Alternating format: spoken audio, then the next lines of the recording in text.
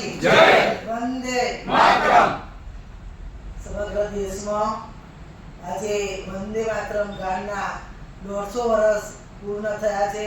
તેના ભાગરૂપે આજે સમગ્ર દેશમાં એક સાથે વંદે માતરમ ગાન સરકારી કચેરી હોય, જાહેર સ્થળો હોય, વિવિધ સંગઠનો હોય, તમામ જગ્યાએ સામૂહિક ગાન ગાવાનો આજે નિર્ણય થયો હોય ત્યારે ભારતીય જનતા પાર્ટીના હેડક્વાર્ટર નડિયાદ ખાતે કમલમમાં આજે આપણે આ વંદે માતરમ ગાનના માટે ઉપસ્થિત થયા હોય ત્યારે મારી સાથે ઉપસ્થિત જિલ્લાના મહામંત્રી અપૂર્વભાઈ, પ્રદેશના મંત્રી જાનવીબેન, સૌ હોદ્દેદારશ્રીઓ, નડિયાદ નગરના સૌ નગરજનો, ચૂંટાયેલા અને સંગઠનના સૌ આગેવાનો. કેન્દ્રીય મંત્રીમંડળ દ્વારા 1 ઓક્ટોબર 2025ના રોજ વંદે માતરમ ની 150મી વર્ષગાંઠ નિમિત્તે રાષ્ટ્રવ્યાપી ઉજવણી કરવાનું નક્કી કર્યું છે. સ્વતંત્રતા સંગ્રામમાં આ ગીતની મહત્વપૂર્ણ ભૂમિકાને ધ્યાનમાં રાખીને તેની 150મી વર્ષગાંઠની ઉજવણી માટે રાષ્ટ્રવ્યાપી કાર્યક્રમોનું આયોજન કરવાનો નિર્ણય લેવામાં આવ્યો છે. રાષ્ટ્રગીત વંદે માતરમનો ઇતિહાસ. આ ગીત 1875માં શ્રી બંકિમચંદ્ર ચટ્ટોપાધ્યાય દ્વારા રચવામાં આવ્યું હતું. 1896માં કોલકાતામાં રવિન્દ્રનાથ ટાગોરે વંદે માતરમનું પઠન કર્યું હતું. 1905માં બંગાળના ભાગલા સમયે આ કવિતા શાસ્ત્રીય રાગદેશ મલ્હાર પર સ્વરબદ્ધ થઈ ગયું હતું અને એક પ્રેરણાદાયક માર્ચિંગ ગીત તરીકે લોકપ્રિય બની ગયું હતું. ભારતના પ્રથમ રાષ્ટ્રપતિ ડોક્ટર રાજેન્દ્ર પ્રસાદે 1950માં વંદે માતરમને રાષ્ટ્રગીતનો દરજ્જો આપ્યો. ભાગલા સામેના રાષ્ટ્રવ્યાપી વિરોધ પ્રદર્શનો દરમિયાન વંદે માતરમ રાષ્ટ્રવાદ, એકતા અને બ્રિટિશ શાસન સામે પ્રતિકારનું એક શક્તિશાળી પ્રતીક બની ગયું હતું.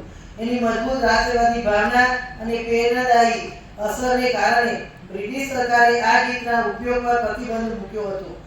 વંદે માતરમ સ્વદેશી ચળવળનું મુખ્ય સૂત્ર બન્યું અને બાળ ગંગાધર તિલક, લાલા લજપતરાય, શહીદ ભગતસિંહ અને સુભાષચંદ્ર બોઝ જેવા ક્રાંતિકારીઓ માટે પ્રેરણા સ્ત્રોત બન્યું હતું.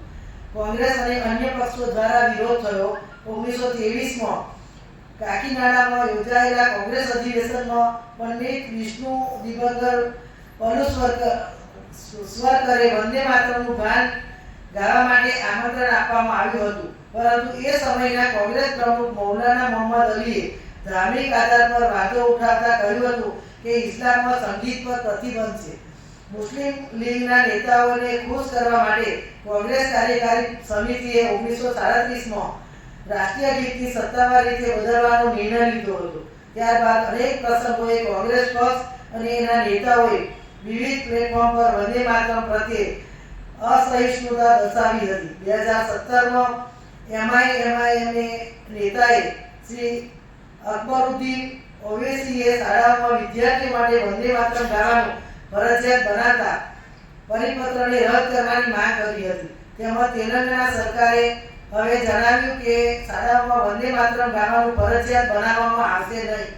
2019માં મધ્યપ્રદેશની કોંગ્રેસ સરકારે સચિવાલયમાં વંદે માતરમ ગાવા પર પ્રતિબંધ મૂક્યો હતો.